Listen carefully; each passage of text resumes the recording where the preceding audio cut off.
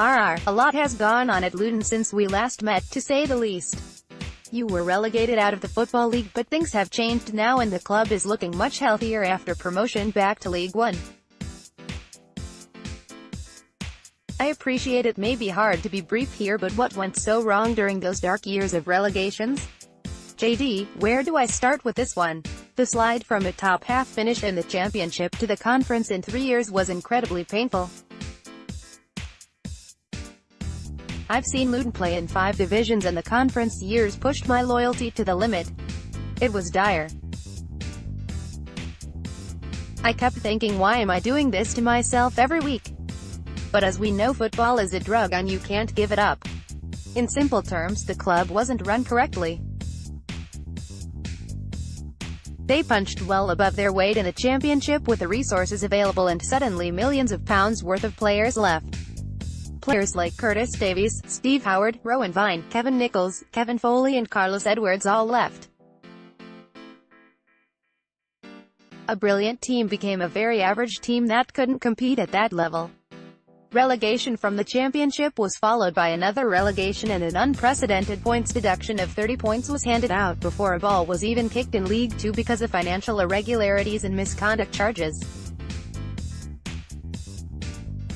The club was a complete mess and relegation to the Conference was a formality. Tehe Club's current owners, 2020, took over just before relegation to League Two and were harshly punished for the mistakes of the previous regime. Importantly, the club is now run by Lutonians who understand what the club means to people. Those in charge at 2020 have worked miracles to get the club back in League One and are extremely ambitious people. Plans for the new state-of-the-art stadium in the heart of the town centre were submitted to Luton Borough Council over 2 years ago and a decision on planning permission is due before the end of year. Over 11,000 people wrote to Luton Borough Council to support the plans, a UK planning record. After years of football hell, the future is looking a lot brighter. Back on to more positive things. What has gone so well to see you get back into League One? What are the club's aims for this season as well? I've seen a few outlets giving you an outside chance of promotion to the Championship. JD, the pressure to get out of the Conference and into League One was immense. It feels different at the moment. It's taken a decade to get back to this level and as it's our first season in League One, the pressure is off. No target has been said publicly by the manager, but in saying that I'm sure that Nathan Jones and the players will have their eye on a playoff place. Jones and this group of players won't be happy with just making up the numbers. Nathan Jones has taken you from the threat of being relegated out of the Football League again, to back into League One. His name always seems to be linked with Championship-level jobs and he's earning himself a great reputation at Kenilworth Road. What is it that he does so well, and do you see him being another Eddie Howe-type manager, making his way up through the divisions? JD, Nathan Jones has a work ethic which is bordering on obsessive. He works all hours of the day and night to get his side right.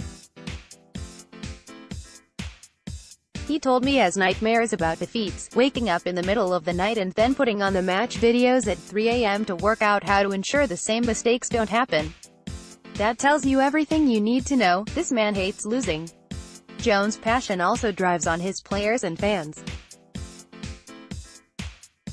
He also plays an attacking style of football that is great on the eye. Last year we witnessed 8-2, 7-1 and 7-0 victories. I think he can go all the way to the top. He has all the ingredients. If Luton are in the top 6 and there's a few sackings we will have to see, but he has said he would only leave if something really special came along. On to the game. Who should us Sunderland fans be keeping an eye on in the Luton side? Any summer signings you're feeling particularly excited about? JD, Danny Hilton is the one to keep an eye on. We adore him and you will absolutely hate him. He is the sort of player that makes football fun. He's a complete wind-up merchant. However, he's also a fabulous footballer and has scored over 20 goals last season and the season before. Kelly Ruddock, on his day in midfield, can be a game changer. He has the pace and skill to win any game. James Justin is also a great homegrown prospect. He will without any question play in the Premier League at some point in the future. How about Jack Ross' squad? Anyone in our dressing room you're worried about? JD Onion is a great signing for you. He's one to keep an eye on, a great player at this level. Before hearing he was injured, Jerome Sinclair would have worried me because he's on loan from the lot down the road. What approach do you think Nathan Jones will take in this game, and what will his starting lineup be? JD Jones will approach this game like any other. His team will go out and attack to win the game. I expect just the one change to the side that lost at Palmpy last week. Danny Hilton was suspended and he will come straight in. Despite losing, fans were happy with the performance last weekend. Steck in goal, Potts, Sheehan, Pearson and Justin at the back. Grant, McCormick and Ruddock in midfield, and Lee just behind a front two of Collins and a returning Hilton. Finally, can we have a score prediction please? JD, 1-1.